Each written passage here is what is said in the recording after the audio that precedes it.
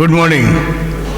દેવ આપણા બાપ તરફથી તથા આપણા પ્રભુ ઈસુ ખ્રિસ્ત તરફથી તમને બધાને કૃપા તથા શાંતિ થાવ. પ્રભુ ઈસુ ખ્રિસ્તનો આભાર માનીએ છીએ આ સુંદર ખુશનુમા સવારને માટે. જ્યારે ઉનાળાના દિવસો હોય છે ત્યારે પંખાનો ગજબનો ભયંકર અવાજ, ગરમી, કપડાં આપણને નડતા હોય એવું લાગે. વરસાદ હોય ત્યારે વરસાદનો અવાજ, પલળી જવાની બીક. પણ જ્યારે શિયાળો હોય ત્યારે બધું શાંત હોય, ખુશનુમા વાતાવરણ હોય, કપડાં પહેરવાની પણ મજા આવે, હે ને. અને વચન ખાલી સંભળાય, ના વરસાદના પતરાનો અવાજ, ના ગરમીનો ઉકળાટ, પણ મન શાંત અને વચન આપણને સાંભળવા માટે ગજબનું વાતાવરણ હોય છે. એટલા માટે ઈશ્વર પિતાનો પુષ્કળ આભાર માનીએ છીએ. કારભારીપણાના રવિવારની ઉજવણી પ્રસંગે હું દરેક કારભારી ભાઈઓ બહેનો અને નાણાં સમિતિને અને આખી મંડળીને, બંને પાળક સાહેબોને અભિનંદન પાઠવું છું. તેમજ બંને પાળક સાહેબોનો અને પાસ્ટર કમિટીનો અને ટ્રેઝરરનો અને બહેનનો, છોટી બહેનનો અને આખી કમિટીનો હું પુષ્કળ આભાર માનું છું. કારણ કે મારી પર વિશ્વાસ મૂકીને આજના દિવસે પ્રભુનું વચન લાવવાને માટે તેમણે મને જે તક આપી તેના માટે આભાર માનું છું. તેમણે પાળક સાહેબે સજેસ્ટ કર્યું કે તમે જીઆરસીના બેનેવલન્સ ટ્રેઝરર છો ને નાણાં સાથે સંકળાયેલા છો ને, એટલા માટે આપણી જ મંડળીના છો ને તમે પ્રભુનું વચન લાવો તો સારું. અને મારા માટે બહુ જ ગૌરવની વાત હતી કે મારી મંડળીની અંદર મારે પ્રભુનું વચન લાવવાનું. આ બોધાસન વર્ષો પહેલાં તમને યાદ હશે અહીંયા જ હતું. અને મને બહુ ગમે છે કે આ વચ્ચે હોય, અહીં આગળ સાઈડ પર કરતાં વચ્ચે બોધાસન હોય એ બહુ સારું લાગે છે. ને એટલા માટે આવો આપણે પ્રભુના વચનોમાં જતાં પહેલાં પ્રાર્થના કરીએ ને પછી પ્રભુના વચનોમાં જઈએ. પ્રભુ, અમે તમારી સમક્ષ અમારી આંખો ખુલ્લી કરીએ છીએ. તમે બોલો, કેમ કે અમે સાંભળવાને માટે તૈયાર છે. અમારી જાતોને પ્રભુ અમે તમારા હાથમાં સોંપીએ છીએ. આ જગ્યાને, અમારી જાતોને, અને પ્રભુ આ સમય ઉપરથી ઈસુના લોહીમાં પ્રભુ અમે ઢાંકીએ છીએ. અને તમામ અંધકારની સત્તાઓને ઈસુના નામમાં હું તોડી નાખું છું. પવિત્ર આત્માદેવ, તમે અગુવાઈ લો અને અબળ પાત્રને હું તમારા હાથમાં સોંપું છું. મારી નિર્બળતામાં તમારું સામર્થ્ય પ્રગટ થાય એવું પ્રભુ તમારી પાસે માગું છું. હવે પછીનો સમય તમારા હાથમાં સોંપતા સર્વ માન, મહિમા અને ગૌરવ તમને આપતા અમારી પ્રાર્થના ઈસુ પ્રભુના નામમાં ગુજારી છે. માટે સાંભળો ને અમારો સ્વીકાર કરો બાપ. આમેન. કારભારીપણાનો રવિવાર અને આજનો જે વિષય છે, મારી યુટ્યુબ ચેનલ પર કારભારીપણા ઉપર 3 સંદેશા છે. ગઈ વખતે ગયા વર્ષની અંદર 3 અલગ અલગ ચર્ચોમાં, 2 અમદાવાદમાં અને 1 વડોદરામાં મેં વચનો આપ્યા હતા કારભારીપણા પર. ને એ બધા અલગ અલગ સંદેશા છે. પહેલો જે છે એ તો કારભારીપણું અને અંગત જીવન, બીજું કારભારી અને વિશ્વાસુપણું, ત્રીજું કારભારી અને દેવના મર્મો, અને આજનો જે વિષય છે એ તો છે કારભારી અને શિસ્તમય જીવન, સ્ટુઅરશિપ એન્ડ ધ ડિસિપ્લિન લાઈફ. અને એ બાબતે આજે આપણે ખાસ જોવાના છે. આપણે જ્યારે કોઈક લગ્ન પ્રસંગે બુફેમાં જતા હોય ત્યારે ઘણી બધી ડીશો ત્યાં જોઈએ છે ને. સાઈડ ડીશ, પહેલે તો તમને વેલકમ ડ્રિંક આવે ને પછી સૂપ આવે અને જાત જાતની ચાટ હોય ને, હે ને, સ્ટાર્ટર્સ હોય. અને મુખ્ય જે બાબત છે એ તો મેઇન કોર્સ છે, હે ને. એટલે આપણે અત્યારે મેઇન કોર્સમાં આવ્યા છે. સ્ટાર્ટર્સ ને બધું પતી ગયું, હે ને. એટલે ઘણા સ્ટાર્ટર્સથી જ પેટ ભરી દેતા હોય છે ને પછી મેઇન કોર્સ ખવાય નહીં.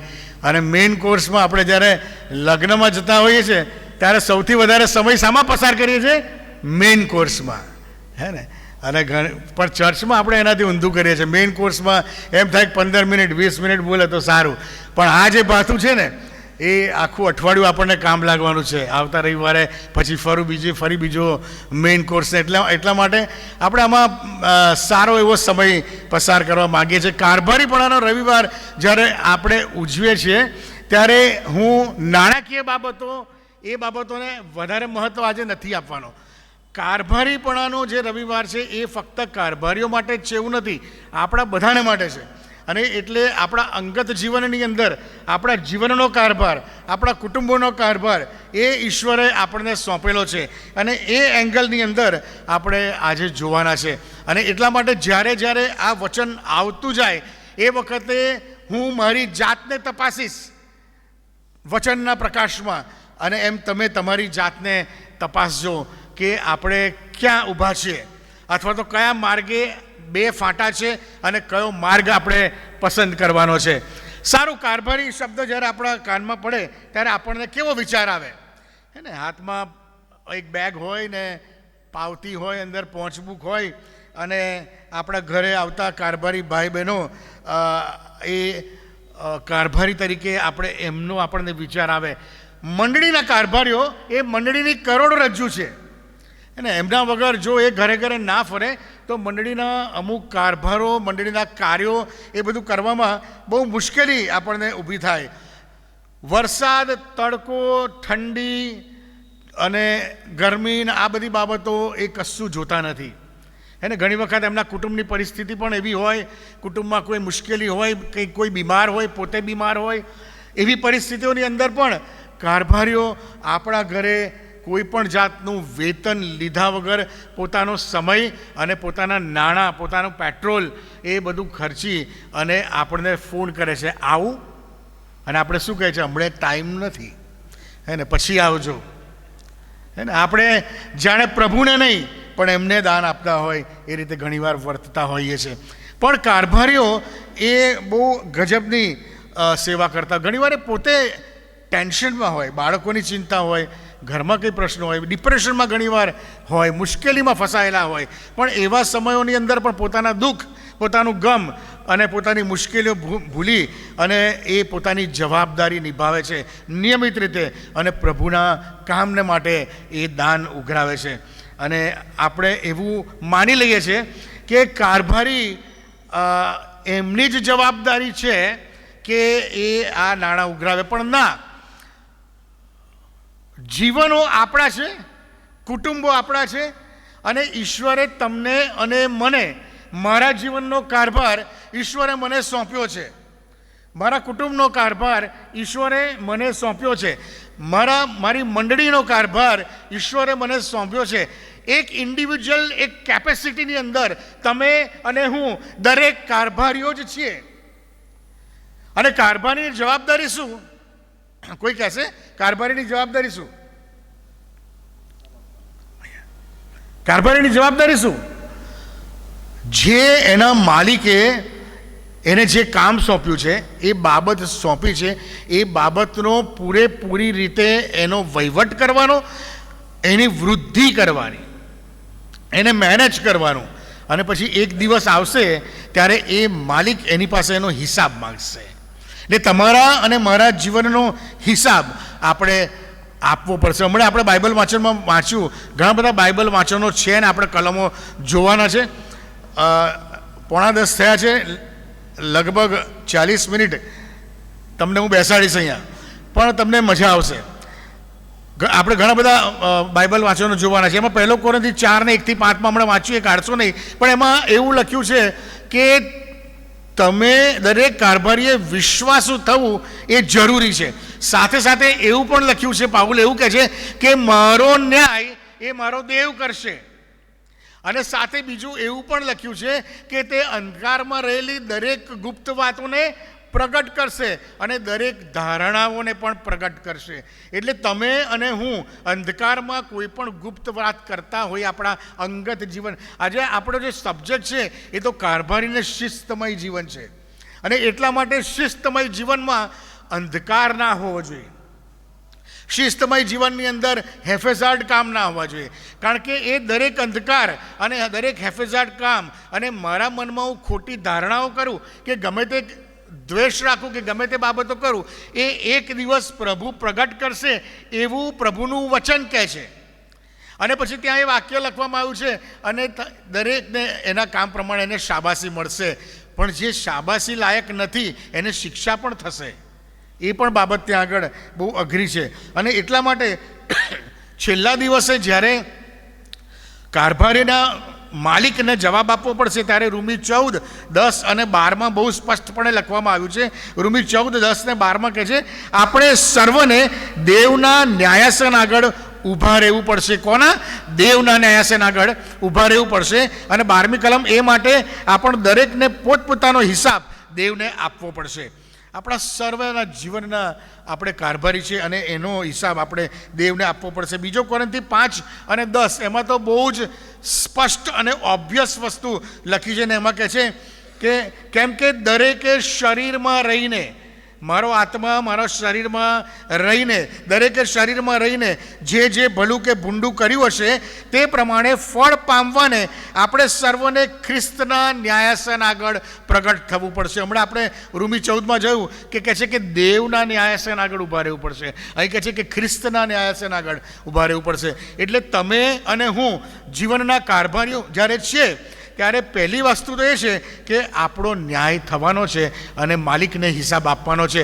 અને હિબ્રુ 9:27 બહુ સનાતન સત્ય લખવામાં આવ્યું છે. આ સનાતન સત્ય એ બીજા વિશ્વાસના લોકોને એ સમજણ પડે એવું નથી, પણ તમને અને મને એ સ્પષ્ટ કરવામાં આવ્યું છે. અને અહીં આગળ શું કહે છે? માણસોને એક જ વાર મરવાનું, બીજો જન્મ નથી, પુનર્જન્મ નથી. એક જ વાર માણસ તરીકે આ પૃથ્વી પર આવવાનું અને પછી શું કહે છે? માણસોને એક જ વાર મરવાનું અને ત્યાર પછી તેનો ન્યાય થાય એવું નિર્માણ થયેલું છે. ઇટ ઇઝ ડેસ્ટાઇન, એ નક્કી થયેલું છે કે તમારે ને મારે એક જ વાર મરવાનું. એટલે આ જીવનનો હિસાબ પછીથી મર્યા પછી લેવામાં આવશે. આપણા જીવનમાં પાપ કરતી વખતે આપણે આ બાબતને ભૂલી જઈએ છીએ હંમેશા કે મારે એક દિવસ ઈશ્વરની સમક્ષ, દેવના ન્યાયાસનની સમક્ષ, ઈસુ ખ્રિસ્તના ન્યાયાસનની સમક્ષ મારે ઊભા રહેવું પડશે અને મારા જીવનનો કારભાર એનો હિસાબ મારે આપવો પડશે. આપણે જ્યારે પાપ કરી રહ્યા હોય છે ત્યારે આપણે ભૂલી જઈએ છીએ કે ઈશ્વર મને જોવે છે, આ બધું ઈશ્વર જોઈ રહ્યો છે એવું આપણે ભૂલી જઈએ છીએ. દાખલા તરીકે સત્ય શું છે એ આપણે જાણીએ છીએ, છતાંય ઘણીવાર બહુ જ સાહજિકતાથી એ સત્યને છુપાવીને આપણે ફટ્ટ દઈને જુઠ્ઠું બોલી દઈએ છીએ, કારણ કે કદાચ પકડાઈ જવાય જો હું સાચું કહીશ તો, અથવા તો આ જૂઠ બોલવાથી મને કોઈક લાભ મળવાનો છે. અને એ સમયે આપણે ભૂલી જઈએ છીએ કે God is watching all this, what am I speaking and what am I doing, એ બધું ઈશ્વર જોવે છે અને એ સાંભળે છે. એ આપણે ભૂલી જઈએ છીએ. કદાચ પાપ કરીએ છીએ ત્યારે આપણે કોઈ પણ પાપ, લાંચ લો, શારીરિક કે માનસિક વ્યભિચાર, કોઈકની સાથે છેતરપિંડી, કોઈકના ચારિત્ર પર છાંટા ઉડાડવા, નિંદા કરવી અને દ્વેષ રાખીને જૂઠા આક્ષેપો કરવા અને ખોટી આદતોમાં આપણે રચ્યા પચ્યા રહીએ છીએ. ઘણાને પોર્નોગ્રાફીની ગંદી આદત હોય છે. જુવાન દીકરા દીકરીઓની વાત એટલી નથી કરતો, હું પ્રૌઢ વ્યક્તિઓની પણ વાત કરું છું. પોર્નોગ્રાફીની ગંદી આદત આ જમાનાની અંદર, એના વગર એમને ચાલે નહીં સાહેબ. એ જ્યારે જોવે છે ત્યારે એકાંતમાં જોવે છે, પણ એટલું યાદ રાખવાનું કે ઈશ્વર તમને જોઈ રહ્યો છે. વ્યસનોની ગુલામીમાં આખી જિંદગી કાઢી નાખે છે. પાન, બીડી, સિગરેટ, તમાકુ, ઈશ્વરે જોવે છે. કદાચ હું કોઈકથી સંતાડીને કરતો હોય, પણ ગોડ ઇઝ વોચિંગ મી, એ મને જોવે છે. અને ત્યારે પાપ કરતી વખતે આપણે ભૂલી જઈએ છીએ કે દેવ મને જોવે છે. દેવના અસ્તિત્વનું આપણે હળાહળ પ્રત્યક્ષ રીતે અપમાન કરીએ છીએ. You have to be disciplined in your life. You are stewards in your life. તમે અને હું મારા કુટુંબના અને મારા અંગત જીવનના આપણે કારભારીઓ છે. અને બાઇબલમાં એક વાક્ય બહુ સુંદર લખવામાં આવ્યું છે, ત્યાં કહે છે કે મૂર્ખે પોતાના મનમાં માન્યું છે કે દેવ છે જ નહીં. આ વાક્યને આપણે જુદા અર્થમાં લઈએ છીએ કે એથિસ્ટ લોકોને માટે આ લખવામાં આવ્યું છે કે જે લોકો ઈશ્વરની હાજરી, એ લોકો એમ માને છે કે આ પૃથ્વી પર ઈશ્વર જેવું કશું છે નહીં. પણ ના, એ એનો ખરો અર્થ નથી. તમે જ્યારે પોતાના મનમાં એમ માનો છો કે મને કોઈ જોતું નથી, તમે જ્યારે પાપ કરો છો ને અને તમે એમ માનો છો કે મને કોઈ જોતું નથી, ત્યારે આપણા મગજની અંદર એવું જ હોય છે કે ઈશ્વર છે જ નહીં. અને એટલા માટે આ વાક્ય લખવામાં આવ્યું છે કે મૂર્ખે, હવે હું એને મારી રીતે તમને કહું, મૂર્ખ પોતાના મનમાં પાપ કરતી વખતે એવું માને છે કે ઈશ્વર છે જ નહીં. અને એ મેન્ટાલિટી રાખીને એ પાપમય જીવનમાં રચ્યો પચ્યો રહે છે. જાણી બૂજીને કરેલા પાપ, સંતાડી રાખેલા પાપ, આ પાપના બાયફર્કેશન્સ આપેલા છે બાઇબલની અંદર. વારંવાર કરવામાં આવતા પાપ, છુપા પાપ, હે ને. અને એ બધા ડિસિપ્લિન્ડ લાઈફ, કારભારી છીએ આપણે. અને એ બધા પાપ જ્યારે આપણે કરીએ છીએ, તમે જો એ કલમ તમે જોશો ને ગીતશાસ્ત્ર 53 અને 1-3, ત્યારે એમાં સ્પષ્ટપણે મૂર્ખે પોતાના મનમાં ધાર્યું છે કે દેવ છે જ નહીં. એની કોન્ટેક્સ્ટ તમે જોશો ને તો ખબર પડશે કે જ્યારે માણસ પાપ કરે છે ને ત્યારે મનમાં એવું વિચારે છે કે મને કોઈ જોતું નથી, ઈશ્વર પણ જોતો નથી, એવું મનમાં વિચારે છે, અને એટલે એને મૂર્ખ કહેવામાં આવે છે. તમે જો ગીતશાસ્ત્ર 53 1-3 આ પ્રમાણે લખ્યું છે, મૂર્ખે પોતાના મનમાં માન્યું છે કે દેવ છે જ નહીં. પછી આગળ તેની વાત એ સ્પષ્ટ વાત કરવામાં આવી. શું કહે છે? તેઓએ ભ્રષ્ટ થઈને ધિક્કારવા લાયક ભૂંડાઈ કરી છે અને ભલું કરનાર કોઈને. એટલે મૂર્ખ માને છે કે ઈશ્વર છે નહીં, એ ભ્રષ્ટ જીવન જીવે છે. એ કહે છે ધિક્કારવા લાયક ભૂંડાઈ કરે છે. બીજી કલમ, સમજણો કે દેવને શોધનાર કોઈ માણસ છે કે નહીં તે જોવાને ઈશ્વરે આકાશમાંથી મનુષ્ય જાત પર દ્રષ્ટિ કરી.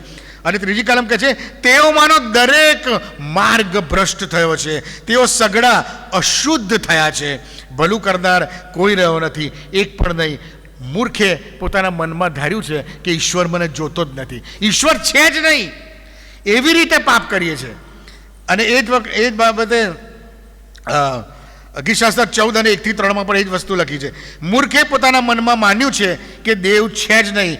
હવે અહીંયા તો બહુ સ્પષ્ટપણે ઓબ્વિયસ રીતે લખ્યું છે. અને આગળ કહે છે, તેઓ પતિત છે, તેઓ અમંગળ કૃત્યો કર્યા છે અને સત્કાર્ય કરનાર કોઈ નથી. એ જ્યારે પાપ કરે છે અને એવી એક્ટિવિટીઝ કે જે ઈશ્વરની અગેન્સ્ટમાં છે એમાં જ્યારે પોતાને ઇન્વોલ્વ કરે છે, he becomes indulge in that activities. At that time in his mind એ એવું માને છે કે કોઈ ઈશ્વર છે જ નહીં.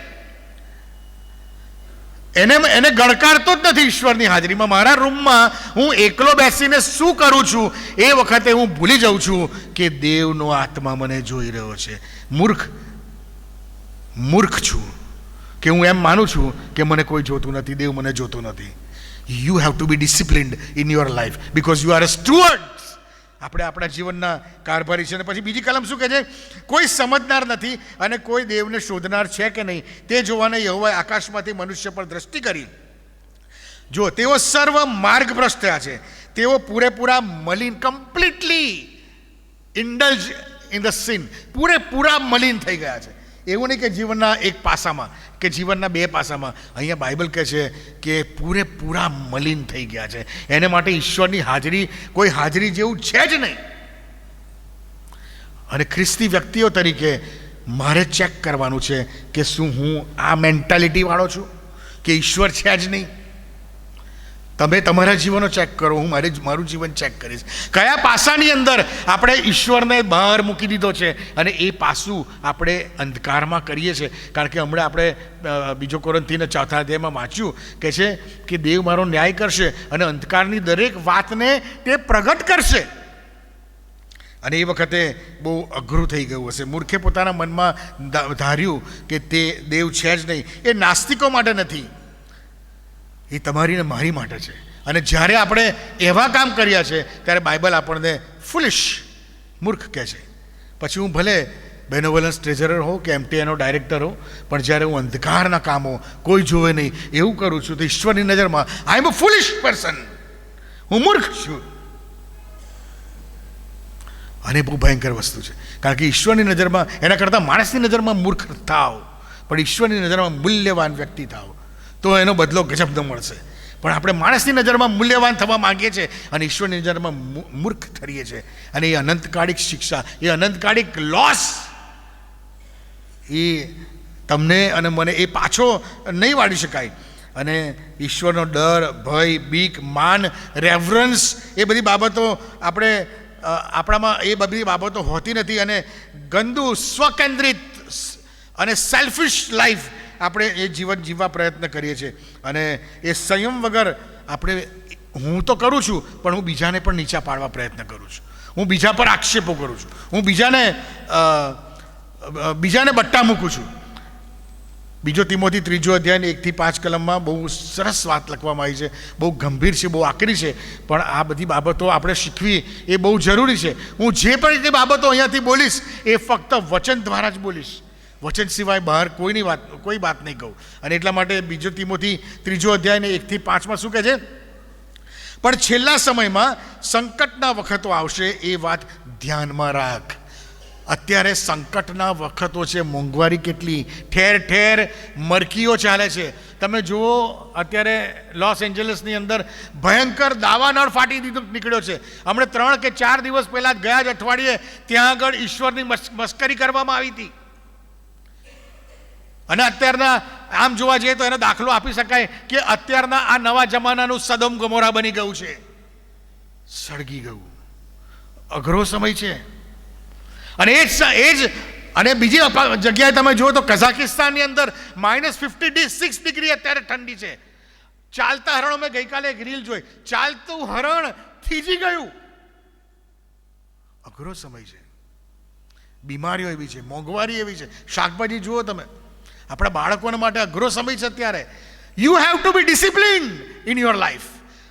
કારભારી તરીકે, જીવનના કારભારી તરીકે મારા જીવનની અંદર શિસ્ત હોવી જરૂરી છે, ડિસિપ્લિન હોવી જરૂરી છે. કારણ કે આ છેલ્લો સમજો આગળ શું કહે છે, પણ છેલ્લા સમયમાં સંકટના વખતો આવશે અને એ વાત ધ્યાનમાં રાખ. કેમ કે માણસ, હવે જો આ બધી બાબતો બાઇબલમાં લખી છે, હું નથી બોલતો, અને આ બધી બાબતો હું મને એપ્લાય કરીશ. મારામાં આ કયું બેસે છે, એ બેસતું હોય તો આજે કાઢી નાખજો. તમે તમારામાં એપ્લાય કરજો કે આજે બાઇબલના વચનો બોલે છે ને એ મને કેટલું લાગે છે. જો કોઈને બંધબેસતી પાઘડી આવતી હોય ને તો તમે ચેતી જજો. હું નથી કહેતો તમને, પ્રભુનો આત્મા કહે છે. કારણ કે હું મારું વચન મારી જિંદગીની અંદર મેં કોઈને ટાર્ગેટ કરીને તૈયાર નથી કર્યું. નેવર. પુલપિટ પરથી, પ્રભુ મંદિરમાંથી બોલું છું. પણ જો તમને એમ લાગતું હોય કે મારી પર આવે છે તો પ્રભુ તમને કહે છે ચેતી જજો. અને એટલે આજે આપણે let us evaluate ourself. I will evaluate myself, you evaluate yourself. We are stewards of the God and we have to be self-controlled, we have to be disciplined in our life. અને અહીં આગળ શું કહે છે, કેમ કે માણસો સ્વાર્થી, દ્રવ્યલોભી, આપવડાઈ કરનારા, ગર્વિષ્ઠ, નિંદક, મા બાપનું સન્માન નહીં રાખનારા, કૃતજ્ઞ એટલે અનગ્રેટફુલ. કોઈએ સારું કર્યું હોય ને તો એને એ આભારી હૃદય ના હોય, હે ને. અનગ્રેટફુલ, અધર્મી એટલે દેવ છે જ નહીં એવું માનનારા અને પાપમાં રચ્યા કરનારા. પછી કહે છે ત્રીજી કલમ, પ્રેમ રહિત, ક્રૂર, જેનામાં પ્રેમ નથી, એક ઓબ્વિયસ છે, ક્રૂર છે. પ્રેમ રહિત, ક્રૂર, બટ્ટા મૂકનારા એટલે ભાઈઓ પર રાત દિવસ, આ બાઇબલનો શબ્દો છે, ભાઈઓ પર રાત દિવસ બટ્ટો મૂકનાર, શૈતાનને બટ્ટો મૂકનાર કહે છે. અને જ્યારે આપણે કોઈની ઉપર અનનેસેસરી બટ્ટા મૂકીએ છીએ ને તો શૈતાન આપણામાં કાર્યરત છે. જ્યારે તમે કોઈની ઉપર આંગળી ચીંધો છો અને અનનેસેસરી તરેની ભૂંડી વાતો અસત્યતાથી કોઈની માટે બોલો છો તો એ બટ્ટો મૂકનાર દુષ્ટ આત્મા તમે એના કંટ્રોલમાં છો. This is what Bible says. અને એટલે માટે અહીંયા આગળ કહે છે કે ભાઈઓ પર બટ્ટા મૂકનારા, સંયમ ન રાખનારા એટલે નો સેલ્ફ કંટ્રોલ, બેફામ જીવન જીવનારા એટલે કે ઈશ્વર છે જ નહીં એવી મેન્ટાલિટીવાળા, સંયમ ન રાખનારા, નિર્દય, શુભદ્વેષી ખબર છે તમને? શુભદ્વેષી કોઈનું સારું ના જોઈ શકે. કોઈનું સારું થાય ને તો એને બહુ લાઈ પડે, હે ને, એને ચચરે, આનું સારું થયું, હે ને. આ બાઇબલ કહે છે શુભ. હું મારી જાતને ચેક કરું છું, તમે તમારી જાતને ચેક કરો કે આ બધામાં તમે ક્યાં છો, હું ક્યાં છું, બરાબર. અને પછી કહે છે શુભ દ્વેષી. અને પછી કહે છે કે ચોથી કલમ, વિશ્વાસઘાતી, બેઈમાન, ગદ્દાર માણસ. You can not rely on him. વિશ્વાસઘાતી. ઉદ્ધત, એરોગન્ટ, ઉદ્ધત એટલે હે ને તોછડો. પછી મદાંધ, આ બાઇબલના શબ્દો છે, આ કોઈ ગાળો નથી, આ બાઇબલમાં લખેલું છે. અભિમાની, મદાંધ એટલે ગુરુર, સાનો ગુરુર યાર, શું લાયા છે હમણાં આપણે આગળ જોઈશું, હે ને. મદાંધ, દેવ પર નહીં પણ વિલાસ પર પ્રીતિ રાખનારા એટલે પેલું જ વાક્ય, ઈશ્વર છે જ નહીં એવી મેન્ટાલિટી રાખનારા. બાઇબલ કહે છે દેવ પર નહીં પણ વિલાસ પર પ્રીતિ રાખનારા. અને પાંચમી કલમ કહે છે ભક્તિભાવનું ડોર દેખાડીને તેના સામર્થ્યનો સ્વીકાર નહીં કરનારા. આવા માણસોથી ફ્રાન્સિસ તું દૂર રહે એવું મને કહે છે અહીંયા. ભક્તિ ભક્તિભાવનો દોડ દેખાડીને હું અત્યારે તમારી આગળ બહુ સરસ સરસ વાતો કરું છું, પણ આ બધું મારામાં હોય ને તો હું ડુપ્લિકેટ છું. હું ભક્તિભાવનો દોડ, તમે મને નહીં ઓળખી શકો કદાચ, પણ પ્રભુ તો મને ઓળખે છે. અને છેલ્લા દિવસે પ્રભુ મને કહેશે out out, I don't know. પ્રભુ હું તો સંદેશ આપતો હતો, ના, તું હોઠોથી બોલતો હતો, તારા હૃદયમાં તો મારા માટે, મારા લોકો માટે ઝેર ભરેલું. You were indisciplined in your life. You were uncontrolled life you were living in your life. Stewardship. Stewards has to be faithful. દરેક કારભારીએ વિશ્વાસુ હોવું એ જરૂરી છે, કારણ કે પાઉલ કહે છે કે એક દિવસ પ્રભુ મારો ન્યાય કરવાનો છે. અને પછી એ જ પ્રમાણે બીજો પિત્તર 2 અધ્યાય 9 અને 10મી કલમમાં પણ આ પ્રમાણે લખ્યું છે. બીજો પિત્તર 2 અધ્યાય 9 અને 10માં કહે છે, પ્રભુ તે ભક્તોને પરીક્ષણ, આ લોત વિશે લખવામાં આવ્યું છે, પણ અહીંયા તેની જગ્યાએ આપણે તેના સમજવા માટે કરીએ. પ્રભુ તેના ભક્તોને પરીક્ષણમાંથી છોડાવવાનું જાણે છે અને અન્યાયીઓને તથા વિશેષ કરીને જેઓ દુર્વાસનાઓથી દૈહિક વિકારો પ્રમાણે ચાલે છે ને પ્રભુના અધિકારને તુચ્છ ગણે છે. આ પેલી જ મેન્ટાલિટી વાળી બાબત આવી કે મૂર્ખે પોતાના મનમાં ધાર્યું કે દેવ છે જ નહીં. શું કહે છે? આપણે પહેલે જોયું કે દેવના સામર્થ્યને ગણકારતો નથી. આગલી કલમમાં ને અહીંયા કહે છે કે પ્રભુના અધિકારને તે તુચ્છ ગણે છે અને પછી એટલે પાપમય જીવન જીવે છે. તેઓને ન્યાયકાળ સુધી શિક્ષાને માટે રાખી મૂકવાનું તે જાણે છે. ન્યાયકાળ સુધી શિક્ષા તો થશે જ. અને પછી આગળ કહે છે તેઓ ઉદ્ધત તથા સ્વચ્છંદી થઈને અધિકારીઓની નિંદા કરતા થાકતા નથી. હું જે કંઈ પણ બોલું મારા અધિકારીઓ વિશે કે કોઈ પણ વ્યક્તિ વિશે કોઈ પણ નિંદા કરું, પ્રભુ કહે છે કે એવા લોકોને હું ન્યાયકાળ સુધી I preserve them and at the last moment, at the last day હું એમને જજ કરીશ. હું એમના એ દરેકે દરેક એ બોલેલા શબ્દો, એમના જીવનના કારભારનો હું હિસાબ લઈશ. અત્યારે આપણે આ જમાનામાં, સોશિયલ મીડિયાના જમાનાની અંદર આવા ઉદ્ધત, સ્વચ્છંદી, બટ્ટો મૂકનારા, શુભદ્વેષી વ્યક્તિઓને આપણે રોજ જોવા મળે છે. આપણે મોટા ભાગે આવા ઉદ્ધત અને સ્વચ્છંદી વ્યક્તિઓ બીજા ઉપર ખોટા આરોપો મૂકે છે, પણ એમના પોતાના જીવનો એ જવાબદારીપૂર્વક જીવતા નથી. એમના કુટુંબ પ્રત્યેની જવાબદારીનું એમને ભાન હોતું નથી. અને એટલા માટે પ્રભુનું વચન 1 તિમોથી 5 અને 8માં પ્રભુનું વચન બહુ આકરા શબ્દો કહે છે. 1 તિમોથી 5મો અધ્યાય અને 8મી કલમમાં કહે છે, પણ જે માણસ, સાંભળજો, આ મારી માટે હું લઉં છું, તમે તમારી માટે લો, પણ જે માણસ પોતાની ને વિશેષ કરીને પોતાના કુટુંબની સંભાળ રાખતો નથી તેણે વિશ્વાસનો ત્યાગ કર્યો છે એમ સમજવું તે તો અવિશ્વાસી કરતાં પણ ભૂંડો છે. This is hike of it. બહુ ભયંકર બાબત છે.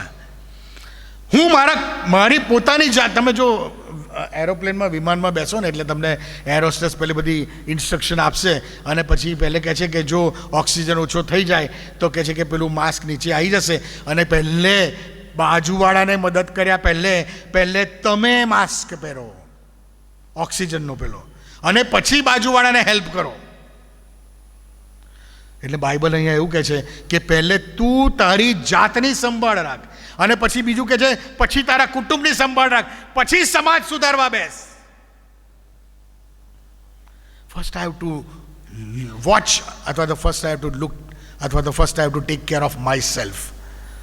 મારું અંગત જીવન કેવું છે, મારા કુટુંબનું જીવન કેવું છે, પછી બીજા બધા તરફ મારે આંગળી કરવાની છે. આ પ્રભુનું વચન કહે છે. અને એટલા માટે આપણે આપણી જાતની સંભાળ રાખવાની છે, આપણે આપણી જાતની કાળજી રાખવાની છે. અને અહીંયા આગળ કહે છે, આગળ લખે છે કે પણ જે માણસ પોતાની ને વિશેષ કરીને પોતાના કુટુંબની સંભાળ રાખતો નથી તેણે વિશ્વાસનો ત્યાગ, હવે આ શબ્દો સમજો, તેણે વિશ્વાસનો ત્યાગ કર્યો છે એમ સમજવું તે તો અવિશ્વાસી કરતાં પણ ભૂંડો છે. હવે વિશ્વાસનો ત્યાગ કરવો એટલે શું? જે પોતાની સંભાળ નથી રાખતો, કુટુંબની સંભાળ નથી રાખતો, એણે વિશ્વાસનો ત્યાગ કરવો એટલે શું? એ આ પેલી કલમમાં એપ્લાય થાય કે મૂર્ખે પોતાના મનમાં ધાર્યું કે દેવ છે જ નહીં. ઈશ્વર પરના વિશ્વાસનો એ ત્યાગ કરે છે. એનો અર્થ કે દેવ છે એવું એને ખબર છે, દેવ જોવે છે એવું એને ખબર છે, બધું જ જોવે છે, એમ છતાં પણ એ એના અધિકારને અને એના સામર્થ્યને તુચ્છ ગણે છે અને એને જીવનમાં જે કરવું છે, જે પાપાચાર આચરવો છે, જે ભૂંડી બાબતો કરવી છે, એ બાબતોમાં એ રચ્યો પચ્યો જ રહેશે. ઈશ્વર છે એવો એને વિશ્વાસ છે અને ખાતરી છે. આપણે ખ્રિસ્તીઓ આ જાણીએ છીએ અને છતાં પણ આપણે આપણા જીવનમાં એવા સંતાડી રાખેલા ગુપ્ત વારંવાર કરાતા છાના પાપોની અંદર રચ્યા પચેલા જ છે આપણે અહીંયા આગળ. અને એની માટે અહીંયા કહે છે કે તેણે વિશ્વાસનો ત્યાગ કર્યો છે. અને એટલે કે છે તે અવિશ્વાસી કરતાં પણ ભૂંડો છે. What does it mean? કે જે અન્ય વિશ્વાસના લોકો, જેમને ઈશ્વર, જીવતા ઈશ્વરની ઓળખ નથી, એવા લોકો પણ ઘણી વખત, મોટા ભાગે આપણે જોઈએ છે ઘણા બધા લોકો એ પોતાના જાતની સંભાળ રાખે છે અને પોતાના કુટુંબની સંભાળ રાખે છે. જેને સાચા ઈશ્વરની જ ઓળખ નથી, એના કરતાં પણ તમે ને હું ભૂંડા છીએ, જ્યારે સાચા ઈશ્વરને ઓળખીને પણ આપણે આપણી જાતને અને આપણા કુટુંબને સંભાળતા નથી. તો this is what Bible says, not Francis. આ પ્રભુનું વચન કહે છે. અને આ બાબત આપણને વિશ્વાસીઓને, ઈસુ ખ્રિસ્તને ઓળખનારાને એ લાગે છે. અને આગળ લખ્યું છે એ અવિશ્વાસી કરતાં પણ ભૂંડો છે. બીજો તિમોથી. હવે આ બધાથી જો તમારે બચવું હોય, એટલે કે તમે અને હું આપણા જીવનના, મારા જીવનનો હું કારભારી છું, મારા કુટુંબના જીવનનો હું કારભારી છું. ઈશ્વર આપણને નિમ્યા છે, તો પહેલે મારે મારી સંભાળ રાખવાની છે. શુદ્ધ જીવન જીવવું પડે. કુટુંબની સંભાળ રાખવા માટે જો હું પોતે શુદ્ધ જીવન જીવું, પવિત્ર જીવન જીવું, તો મારા બાળકો મને જોશે અને એ મારા માર્ગે ચાલશે. જો હું વ્યસનોમાં છું, જો હું ગંદી બાબતોમાં છું, જો હું ખોટા સંબંધોમાં ફસાયેલો છું, મારા ઘરમાં લાંચના પૈસા આવે છે, મારા ઘરમાં લૂંટફાટ કરેલા પૈસા આવે છે, એનાથી મારા બાળકો ફ્લરિશ થાય છે, તો મારા બાળકો પણ લાંચ રૂશ્વત કરી લેતા જ શીખશે. અને એટલા માટે મારે પ્રથમ મારે શુદ્ધ અને પવિત્ર જીવન જીવવું પડે. જો હું પવિત્ર જીવન જીવતો હોઈશ તો મારા બાળકો પણ જીવશે. અને મારે શુદ્ધ અને જીવન જીવવું હોય અને મારે પવિત્ર જીવન જીવવું હોય અને જો દેવને પસંદ પડે એવું જીવન જીવવું હોય તો મારે શું કરવું પડે? મારે શાનું ધ્યાન રાખવું પડે? બોલો, કોઈ જવાબ આપો. મારે પોતે પવિત્ર જીવન જીવવું હોય તો વોટ શુડ આઈ ડુ? હા, જ્યોતિ બોલ બેટા. યસ, ઈશ્વરની આજ્ઞાઓ પર, ઈશ્વરના માર્ગમાં ચાલવાનું. અને જો મારી સાથે કાઢો બીજો તિમોથી 1 અધ્યાય અને 7મી કલમમાં આપણે વાંચી. બહુ ગજબની કલમ છે. પવિત્રતા તરફ અને શુદ્ધતા તરફ જવા માટે આ બહુ બધી કલમો છે, પણ મેં આ વચન તૈયાર કરવા માટે આ કલમને ઉપયોગ કર્યો છે. અને એમાં કહે છે બીજો તિમોથી 1 અધ્યાય અને 7મી કલમમાં એ માર્ગ અને એ ઉપાય આપ્યો છે કે જેથી પવિત્ર જીવન કેવી રીતે જીવી શકાય. અને ત્યાં આ પ્રમાણે લખ્યું છે, કેમ કે દેવે આપણને ભયનો આત્મા નહીં પણ સામર્થ્યનો તથા પ્રેમનો તથા સાવધ બુદ્ધિનો આત્મા આપ્યો છે. ઇંગ્લિશ બાઇબલમાં આ પ્રમાણે લખ્યું છે કે God has not given me a spirit of timidity but of power and of love and of self control or self discipline. અને આમાં ઘણા બધા શબ્દો લખ્યા છે, ભય, સામર્થ્ય, પ્રેમ. એ શબ્દો પર આજે કોન્સન્ટ્રેટ નથી કરવાના, પણ આપણે જે કોન્સન્ટ્રેટ કરવાના છીએ તો સાવધ બુદ્ધિ, સેલ્ફ ડિસિપ્લિન, સેલ્ફ કંટ્રોલ, એની પર આપણે કોન્સન્ટ્રેટ કરવાના છે. સેલ્ફ ડિસિપ્લિન એટલે હું મારી જાતને કંટ્રોલમાં રાખું. શિસ્તમય જીવન. જો તમારે ખ્રિસ્તમય જીવન જીવવું હોય તો તમારે શિસ્તમય જીવન જીવવું પડશે. નો શિસ્ત, નો ખ્રિસ્ત. જીવનમાં શિસ્ત નથી તો જીવનમાં ખ્રિસ્ત નહીં હોય, અને જીવનમાં ખ્રિસ્ત નહીં હોય તો અનંતકાળિક નાશ. અને એટલા માટે અનંતકાળિક નાશ જોઈતો હોય તો તમારા જીવનમાં ખ્રિસ્ત હોવો જોઈએ. અને તમારા જીવનમાં જો ખ્રિસ્ત લાવવો હોય તો તમારા જીવનમાં શિસ્ત હોવું જોઈએ. Spiritual discipline I am talking about.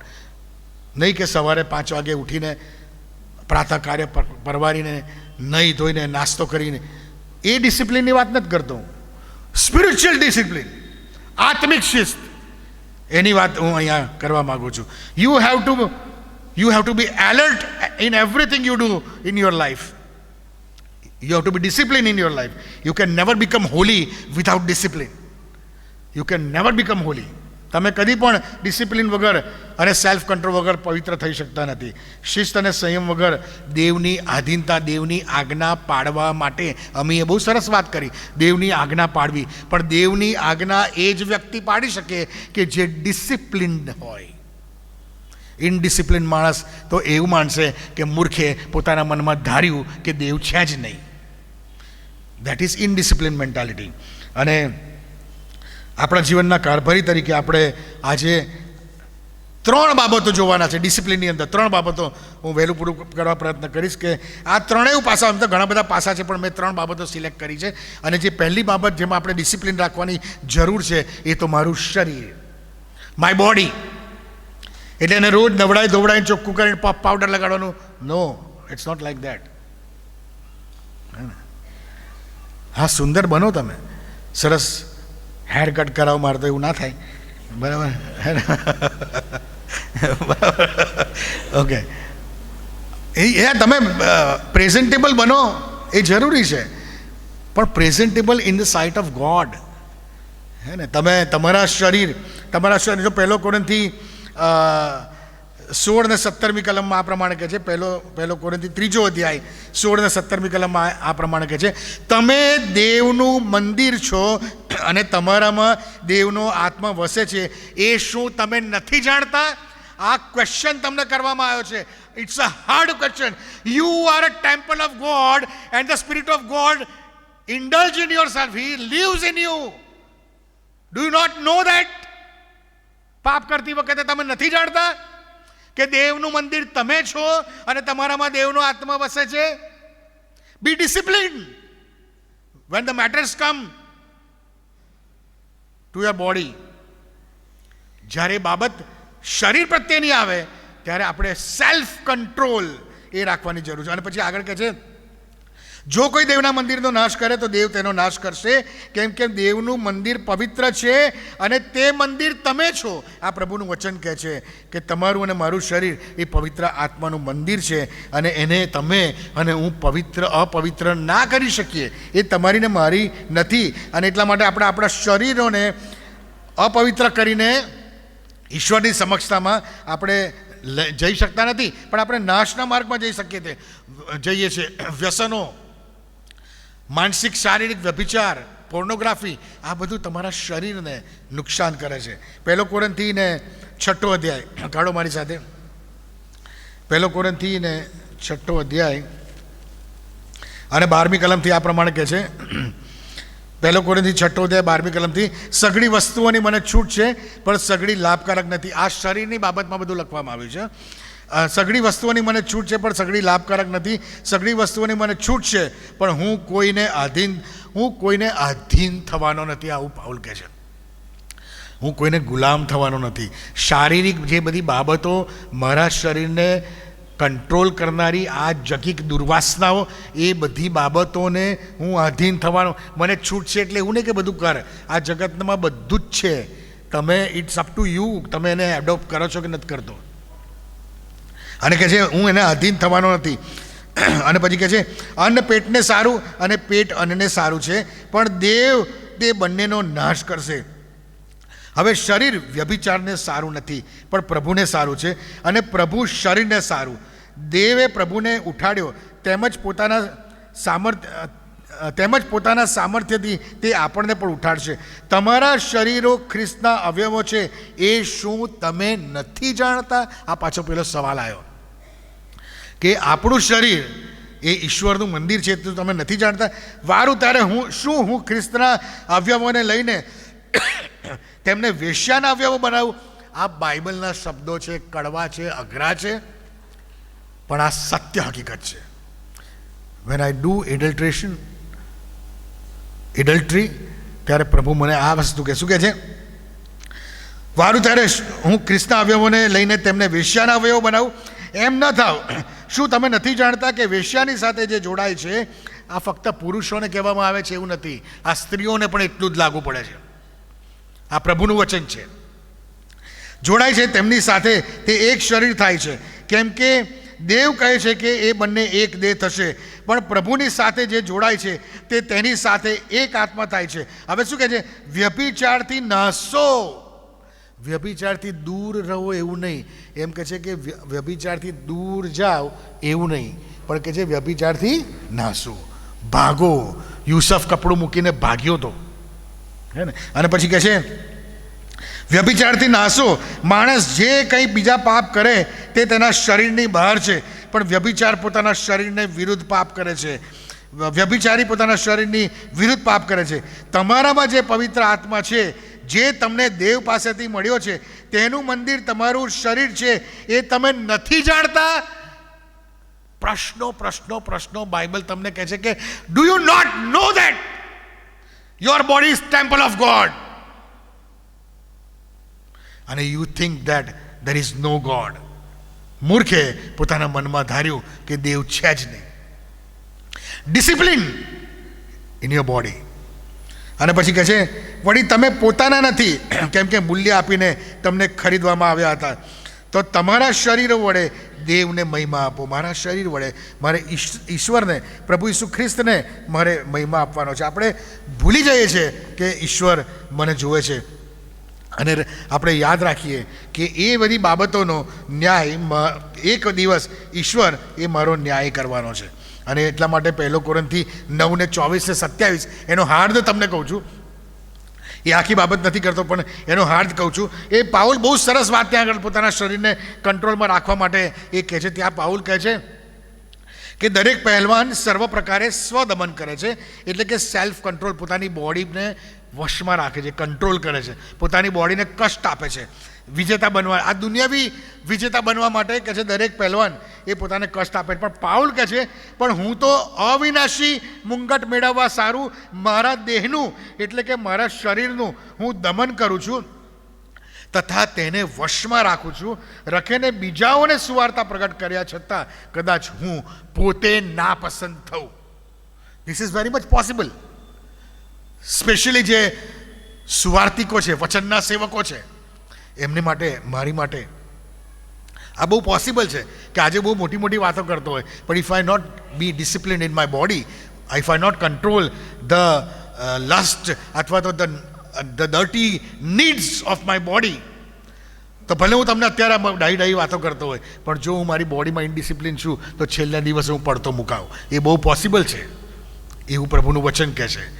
અને એટલા માટે જે પણ સુવાર્તિકો અને પ્રભુના વચનો છે, પ્રભુના સેવકો છે અને વચનના સેવકો છે, એમણે આ બાબતો બહુ ધ્યાનમાં રાખવાની જરૂર છે. હું પુલપિટ પરની સેવા કરતો હોય કે પુલપિટની નીચેની સેવા કરતો હોય, it matters nothing, no matter. એનાથી કોઈ ફરક નથી પડતો. If I am not discipline towards my body, જો હું મારા શરીર પ્રત્યે એ ભાન મને નથી, તો રૂમી 12:1 લખ્યું છે કે તમારા શરીરોનું જીવતું, પવિત્ર અને દેવને પસંદ પડે એવું અર્પણ કરો, એ જ તમારી બુદ્ધિપૂર્વકની સેવા છે. જો હું દેવની સેવા કરવા માંગતો હોઉં તો પહેલે I have to be discipline in my body. મારા શરીરમાં પહેલે મારે ડિસિપ્લિન રાખવાની જરૂર છે. અને 2 કોરિન્થી 5:10 કહે છે, આપણે હમણાં વાંચ્યું, કેમ કે દરેકે શરીરમાં રહીને જે ભલું કે ભૂંડું કર્યું હશે તે પ્રમાણે ફળ પામવાને ખ્રિસ્તના ન્યાયાસન, દેવના ન્યાયાસન આગળ પ્રગટ થવું પડશે. હવે બીજી બાબત જેમાં ડિસિપ્લિન રાખવાની છે, હું 10 મિનિટમાં પૂરું કરવા પ્રયત્ન કરું. બીજી બાબત કહે છે કે મારે જેમાં ડિસિપ્લિન ઇન ફાઇનાન્સ, નાણાંની બાબતમાં. કારણ કે આપણે મનુષ્ય માત્ર એ દરેક જણ નાણાં સાથે કોઈક ને કોઈક રીતે સંકળાયેલો છે. પછી એ મારા પોતાના આવકના નાણાં હોય કે મારા કૌટુંબિક આવક હોય કે પછી હું કોઈ કંપનીનો ફાઇનાન્સ કંટ્રોલર હોઉં અથવા તો ફાઇનાન્સ ડિપાર્ટમેન્ટનો હેડ હોઉં, અથવા તો હું મંડળીના નાણાં સાચવતો ખજાનચી હોઉં, મુખ્ય ખજાનચી હોઉં, અથવા તો હું કોઈક સંસ્થાનો ડાયરેક્ટર અને એ સંસ્થાના બધા નાણાંનો કંટ્રોલ મારી પાસે હોય. But I have to be disciplined in the matter of finance. પછી બધા નાણાંનો કારભાર હું જો ગેરવહીવટ કરું અને એ નાણાંઓથી મારા ઘરો ભરું અને એ નાણાંઓથી મારા અને મારા કુટુંબના મોજ શોખ પૂરા કરું, if I am not disciplined in the matter of finance, this is what Bible says. જે થોડામાં વિશ્વાસુ માલુમ નથી ને એને ઘણા પણ નહીં ઠારે. જે થોડામાં વિશ્વાસુ માલુમ છે, પૈસા બધાને ગમે છે, પણ અનીતિવાળા પૈસા નહીં લેવાના. જિંદગીમાં બરકત નહીં આવે સાહેબ, બરકત નહીં આવે.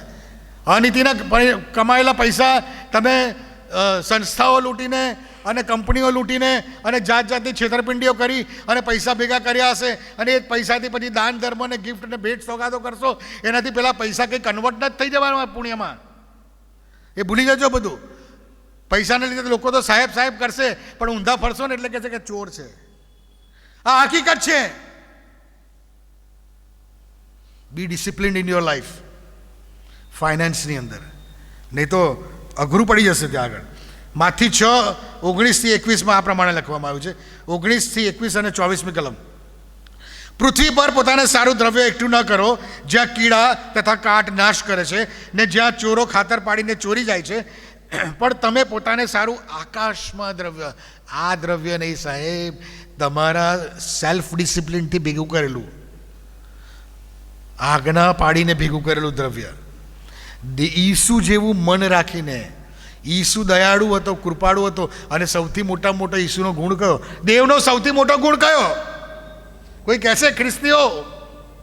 હા, પ્રેમ. ઓકે, માફી. ઓકે, કોઈ માણસ પ્રેમ કરી શકે છે પણ કદાચ એના જીવનમાં અપવિત્ર હોય તો. કોઈ માણસ માફી આપી શકે છે પણ કોઈ એના જીવનમાં અપવિત્ર હોય તો. ઈશ્વરનો સૌથી મોટામાં મોટો ગુણ પવિત્રતા. God can never be unholy for a second. કપડા ચોરી લીધા, માખણ ચોરી લીધું, આ ચોરી લીધું, તે ચોરી લીધું, અને કે લીલા છે. નો, he can never be holy for 1 second. If he is be unholy for 1 second, then he is not a God. God has to be, he have to be, he must be holy. અને એટલા માટે કહે છે કે હું પવિત્ર છું, માટે તમે પણ પવિત્ર થાઓ. અને અહીં આગળ કહે છે, અને પવિત્રતાથી જ આકાશમાં દ્રવ્ય ભેગું કરાશે. પવિત્રતા ક્યારે આવે ખબર છે? પવિત્રતાના ક્લાસ નથી ભરાતા, પવિત્રતાના ટ્યુશનો ના લેવાય. પવિત્રતા ઈશ્વર સાથેના અંગત સંબંધથી આવે, અને ઈશ્વર સાથેનો અંગત સંબંધ આજ્ઞા પાલનથી આવે. આ ધ્યાન રાખજો. You have to be disciplined in your life. You are stewards of your life and of your family. તમે જો પવિત્ર જીવન નહીં જીવે તો હું નહીં જીવું, તો મારા બાળકોને, મારું કુટુંબ કેવી રીતે પવિત્ર જીવન જીવશે? આઈ એમ આન્સરેબલ ફોર દેટ. અને એટલા માટે અહીં આગળ કહે છે, પણ તમે પોતાને સારું આકાશમાં દ્રવ્ય એકઠું કરો, જ્યાં કીડા અથવા કાટ નાશ નથી કરતા ને જ્યાં ચોરો ખાતર પાડીને ચોરી જતા નથી. કેમ કે જ્યાં તમારું દ્રવ્ય છે ત્યાં જ તમારું ચિત્ત પણ રહેશે. વિચાર કરો, સોનું ક્યાં મૂક્યું છે? ખોટી રીતે કમાયેલું. ક્યાં ક્યાં સંતાડીએ છીએ કોથળા ભરી ભરીને, ક્યાં ક્યાં મૂકી દઈએ છીએ આપણે? ત્યાં જ ચિત્ત રહેશે. પછી પ્રભુ પ્રત્યે ક્યાંથી ચિત્ત રહે યાર? અને પછી કહે છે 24મી કલમ, કોઈથી 2 ધણીની ચાકરી કરાય નહીં, કેમ કે તે એક પર દ્વેષ કરશે ને બીજા પર પ્રીતિ કરશે, અથવા તો એકના પક્ષનો થશે ને બીજાનો તિરસ્કાર કરશે. દેવની તથા દ્રવ્યની સેવા તમારાથી કરાય નહીં. હવે અહીં બહુ એક ભયંકર વાત લખવામાં આવી છે. અહીંયા એક બહુ ગંભીર વાત લખવામાં આવી છે. 2 ધણીની ચાકરી, હે ને? તો દ્રવ્યને, ખોટી રીતે કમાયેલા દ્રવ્યને શાની સાથે ગણવામાં આવ્યો છે? દેવ સાથે, ધણી સાથે. He can become a master. તમે અને હું, આપણો તો માસ્ટર એક જ હોવો જોઈએ.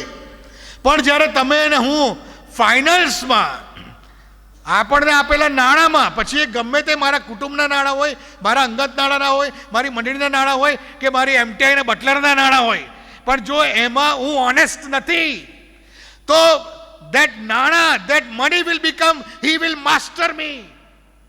એ મને કંટ્રોલ કરશે.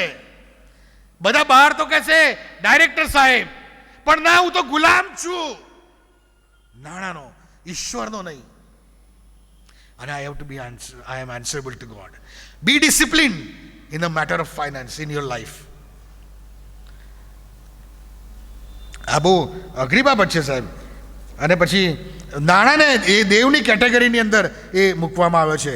અને જ્યારે એ નાણાંની બાબતની અંદર આપણે ફસાઈએ છીએ ત્યારે 1 તિમોથી 6 અધ્યાય 6-10 બહુ સરસ વાત લખી છે, પણ ગંભીર વાત લખી છે. 1 તિમોથી 6 અધ્યાય 6-10 કહે છે, પણ સંતોષ સહિતનો ભક્તિભાવ એ મોટો લાભ છે. સંતોષ જે મળ્યું આપણે આકાશમાંના બાપમાં શું કહીએ છીએ ખબર છે? અમને બહુ બધા દિવસની રોટલી અમને બહુ બધી આપી દે છે, એવું કહીએ છીએ, દિવસની અમારી રોટલી આજ અમને આપ. પ્રભુ આપણને રોજે રોજનું આપે ને, that is more then enough. ઈશ્વર પર વિશ્વાસ રાખો. સિંહના બચ્ચાને તંગી પડશે અને ભૂખ્યો રહેશે, પણ ન્યાયી માણસ જે એના પર વિશ્વાસ કરે છે ને, એના બચ્ચાને, એના છોકરા કદી ભૂખ પણ નહીં વેઠવી પડે. પણ આપણને ઈશ્વર પર વિશ્વાસ જ નથી. અને એ કહે છે સંતોષ સહિતનો ભક્તિભાવ એ મોટો લાભ છે, નહીં કે અને તેથી કમાયેલા કરોડો રૂપિયાના નાણાં. કોઈ ચમરબંધીએ કાણી પૈસે અહીંથી ઉપર નહીં લઈ ગયો, બધા અહીંયા જ મૂકીને ગયા છે. ઉપર તો હિસાબ આપવો પડશે કે આ ખોટું કર્યું ને એનું શું હવે બોલ, ત્યારે પગતળથી જમીન નીકળી જાય. બરાબર. અને પછી કહે છે પણ સંતોષ સહિતનો ભક્તિભાવ એ મોટો લાભ છે. 7મી કલમ, કેમ કે આપણે આ જગતમાંથી કંઈ લાવ્યા નથી અને તેમાંથી કંઈ પણ લઈ જઈ શકતા નથી, એવું પ્રભુનું વચન કહે છે. આ જગતમાં કંઈ લાવ્યા નથી, હું કશું જ લઈને અહીં નથી આવ્યો. અને આવ્યું કહે છે હું નાગો આવ્યો તો અને નાગો પાછો જઈશ. કશું લઈને નહીં આવ્યા અને કશું લઈને નથી જવાનું. મૂકો ને પૈડ બધી, પ્રભુનું ભજન કરો સાચા હૃદયથી, હે ને, ભક્તિભાવથી, પવિત્રતાથી, શુદ્ધતાથી. બીજાઓની નિંદા કરવાનું છોડો. મને જુઓ પહેલે હું કેવો છું, મારામાં ભારોટીઓ છે, તણખલા શોધવાનું છોડીએ આપણે. અને પછી આ કહે છે 8મી કલમ, પણ આપણને જે અન્ન વસ્ત્ર મળે છે તેઓથી આપણે સંતોષી રહીએ. પણ જેઓ ધનવાન થવાની ઈચ્છા રાખે છે, ખોટા રસ્તે ધનવાન થવાની વાત છે, પણ જેઓ ધનવાન થવાની ઈચ્છા રાખે છે તેઓ પરીક્ષણમાં, ફાંદામાં તથા ઘણી મૂર્ખ તથા નાશકારક તૃષ્ણામાં પડે છે, કે જેઓ માણસોને વિનાશમાં તથા અધોગતિમાં ડૂબાવે છે. લસ્ટ ઓફ મની, ખોટા રસ્તે, એ તમને અલ્ટિમેટલી અધોગતિમાં, નાશમાં લઈ જશે. કેમ કે હવે આ વાક્ય જુઓ, કેમ કે દ્રવ્યનો લોભ સઘળા પ્રકારના પાપનું મૂળ છે. એનો લોભ રાખીને કેટલાયક વિશ્વાસથી ભટકી ગયા છે અને ઘણા દુઃખોથી તેઓએ પોતાને વિંધ્યા છે. દ્રવ્યનો, you have to be discipline in the matter of finance. તમારા જીવનની અંદર જ્યારે નાણાકીય બાબતો આવે ત્યારે તમારે કારભારી તરીકે, જીવનના કારભારી તરીકે, કુટુંબના કારભારી તરીકે, નાણાકીય બાબતોમાં you have to be self control, you have to be discipline. ત્રીજી ને છેલ્લી બાબત, ડિસિપ્લિન ઇન ટાઈમ, સમય.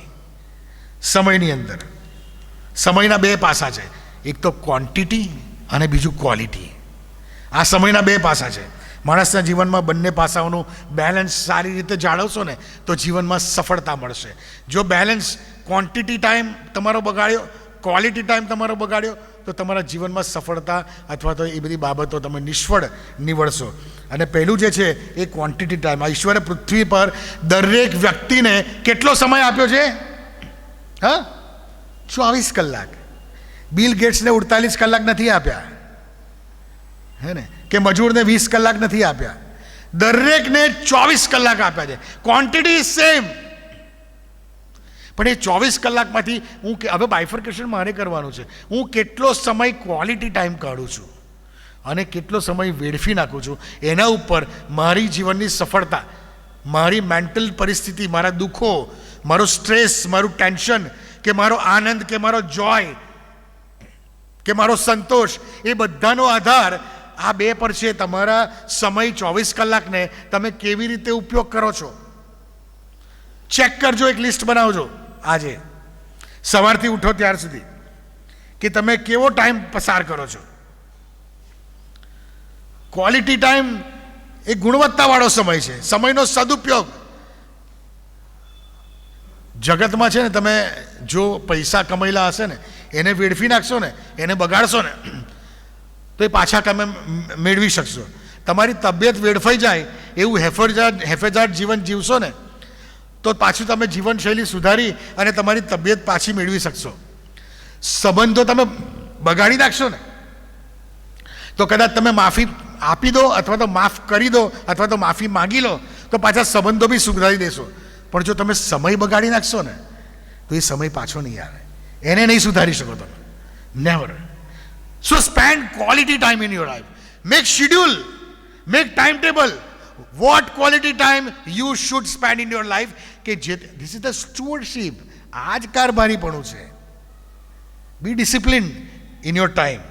એફએસી 5:15-17 બહુ સુંદર વાત લખી છે. એફએસી 5:15-17 કહે છે, કાળજીપૂર્વક સંભાળ રાખો કે તમે કેવા, બાઇબલ શું કહે છે, જે સમય વેડફે છે એને શું કહે છે? મૂર્ખ, નિર્બુદ્ધ, બુદ્ધિ વગરનો. ભલે હું ડાયરેક્ટર રહ્યો ને, ભલે હું બેનોવલન્સ ટ્રેઝરર રહ્યો ને, પણ મારો સમય જો હું વેડફતો હોય ખોટી રીતે, ખોટા કામોની અંદર, જેનું કોઈ રિઝલ્ટ નથી, જેનું કોઈ પોઝિટિવ રિઝલ્ટ નથી, એવા ટાઈમોની અંદર હું વેડફતો હોય તો અહીંયા આગળ સ્પષ્ટ પડે કે મને શું, આઈ એમ નિર્બુદ્ધ, આઈ એમ અ ફુલિશ પર્સન. બાઇબલ કહે છે કાળજીપૂર્વક સંભાળ રાખો કે તમે નિર્બુદ્ધની પેટે નહીં પણ ડાયા માણસની પેટે ચાળો, સમયનો સદુપયોગ કરો, કેમ કે દાડા ભૂંડા છે. અત્યારે આપણે ભૂંડા દિવસોની અંદર જીવી રહ્યા છે વાલાઓ. અત્યારે સમય બહુ ખરાબ છે. આપણે તો જે જીવન જીવી ગયા, આજે 60ની આસપાસ આવી ગયા, 60 ક્રોસ કરી દીધું, સારા સમયો હતા. હવે મારા અને તમારા બાળકો માટે ભૂંડા દિવસો છે, અઘરો સમય છે. અને કહે છે સમયનો સદુપયોગ કરો કેમ કે દાડા ભૂંડા છે, એ માટે અણસમજુ ન થાવ પણ પ્રભુની ઈચ્છા શી છે તે સમજો. In every moment of your life, તમારા જીવનના દરેક સમયની દરેક ક્ષણની અંદર ઈશ્વરની ઈચ્છા શું છે એ શોધીને પછી જ આગળનું કદમ તમે ભરો. બી ડિસિપ્લિન્ડ ઇન યોર ટાઈમ. પછી જ તમે આગળનું નિર્બુદ્ધની પેઠે ના ચાલો. તમે એક દિવસનો સમય તમે કાઢજો કે તમે ઊંઘવામાં, ખાવા પીવામાં, નાહવા ધોવામાં કેટલો સમયમાં કાઢો છો, મિત્રો સાથે ગપ્પા મારવામાં, પાર્ટીઓમાં કેટલો સમય કાઢો છો, ભણવામાં, નોકરીમાં, પ્રાર્થના, બાઇબલ વાંચન, એમાં તમે કેટલો સમય પસાર કરો છો. અને સૌથી વધારે જે અગત્યની વાત છે એ તો મોબાઈલ સ્ક્રીન, તમારો સ્ક્રીન ટાઈમ કેટલો છે, ચેક દેટ. અને એ સ્ક્રીન ટાઈમની અંદર તમે શું જોવો છો, ચેક દેટ. Be disciplined. એ સમય ના બગાડશો, કારણ કે સમય એ પાછો નહીં. કાળજીપૂર્વક સંભાળ રાખો, નિર્બુદ્ધની પેઠે નહીં. Be wise, be disciplined in your time. અને દેવની ઈચ્છા તમારે શોધવાની છે. અને તમારા જીવનની અંદર દરેક ક્ષણની અંદર, દરેક પળની અંદર જો પ્રભુની ઈચ્છા શી છે તે પારખીને તમે જીવન પસાર કરો. કેમ આપણે એ રીતે પસાર કરવાનું, ઈશ્વર ઈચ્છા શોધવાની કેમ જરૂર છે? તો યાકૂબ 4:14-16 આ પ્રમાણે કહે છે, કેમ કે આપણે કેમ દરેક ક્ષણની અંદર ઈશ્વરની ઈચ્છા જાણવાની? તો કહે છે કેમ કે તો પણ કાલે શું થશે એની આપણને ખબર નથી. કાલે શું થશે એની આપણને ખબર નથી. એટલે સમય એ તમારા અને મારા કંટ્રોલની બહાર છે, એ ઈશ્વરના કંટ્રોલમાં છે. અને એટલે એની ઈચ્છા જાણવાની કે પ્રભુ હવે હું શું કરું. કાલે શું થશે એની તમને ખબર નથી. તમારી જિંદગી શાના જેવી છે? આ બાઇબલ કહે છે તમે તો ધુમ્મર જેવા છો, તે થોડી વાર દેખાય છે અને પછી અદૃશ્ય થઈ જાય છે. પણ ઉલટું તમારે તો એમ કહેવું જોઈએ કે જો પ્રભુની ઈચ્છા હશે તો અમે જીવતા રહીશું અને આમ કરીશું કે તેમ કરીશું. હમણાં જ આપણે જોયું કે દેવની ઈચ્છા શું છે પારખી લો. અને અહીંયા પણ એમ કહે છે કે પ્રભુની ઈચ્છા શોધો. પણ કહે છે 16મી કલમ, પણ હવે તમે તો ગર્વ કરીને બડાઈ કરો છો અને એવી સઘળી બડાઈ ખોટી છે. અને આપણે કેટલું અભિમાન કરીએ છીએ. મેં પહેલે બી ગઈ વખતે સમજાવ્યું હતું, એક સેકન્ડ મારા જીવનની અંદર જે પસાર થઈ ગઈ છે, I can not change that moment. એક સેકન્ડ પછી શું થવાનું છે આઈ ડોન્ટ નો. તો મારી પાસે શું છે અત્યારે? એક સેકન્ડ અત્યારે પ્રેઝન્ટની. મારી ઓકાત એક જ ક્ષણની છે. અને બાઇબલ કહે છે તમે બડાઈ કરો છો, અભિમાન કરો છો. આ જગતમાં કોઈ માણસની ઓકાત એક ક્ષણથી વધારે નથી સાહેબ. એટલે કોઈ અભિમાન આપણે કરવાની જરૂર નથી. અને એટલા માટે વાલાઓ, પહેલો પિત્તર 4 અધ્યાય 7-11મી કલમ આ પ્રમાણે કે 2 કલમો વંચાઈને હું બંધ કરી દઈશ. પહેલો પિત્તર 4 અધ્યાય 7-11મી કલમ કહે છે આપણે શું કરવાનું? તો કહે છે પણ સર્વનો અંત પાસે આવ્યો છે, માટે તમે સંયમી થાવ ને સાવધ રહીને પ્રાર્થના કરો. સંયમી થાવ. Be discipline in the matter of your body. Be discipline in the matter of your finance. Be discipline in the matter of your time. સંયમી થાવ. અને પછી કહે છે કે સાવધ રહીને પ્રાર્થના કરો. વિશેષ કરીને તમે એકબીજા પર આગ્રહથી પ્રીતિ કરો. પ્રીતિની પાપના પુંજને ઢાંકે છે. જીવ કચવાયા વગર તમે એકબીજાને પરોણા રાખો. આ બાઇબલની બીજી સૌથી મોટી આજ્ઞા છે કે જેવી તારી પર તેવી તારા પોતા પર તેવી તારા પડોશી પર પ્રેમ કર. આ બાઇબલની બીજી મોટી આજ્ઞા છે. અને કહે છે કે દરેક પ્રેમ પાપના પુંજને ઢાંકે છે. જીવ કચવાયા વગર તમે એકબીજાને પરોણા રાખો. દરેકને જે કૃપાદાન મળ્યું છે તે એકબીજાની સેવા કરવામાં દેવના અનેક પ્રકારની કૃપાના સારા કારભારીઓ થાવ. ઈશ્વરે તમને અને મને બહુ કૃપા આપી છે, બહુ આશીર્વાદો આપ્યા છે.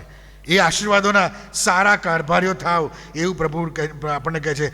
જો કોઈ બોધ કરે તો તેણે દેવના વચન પ્રમાણે બોધ કરવો. જો કોઈ સેવા કરે તો તેણે દેવને આપેલા સામર્થ્ય પ્રમાણે સેવા કરવી, જેથી સર્વ બાબતમાં ઈસુ ખ્રિસ્ત દ્વારા દેવ મહિમાવાન થાય.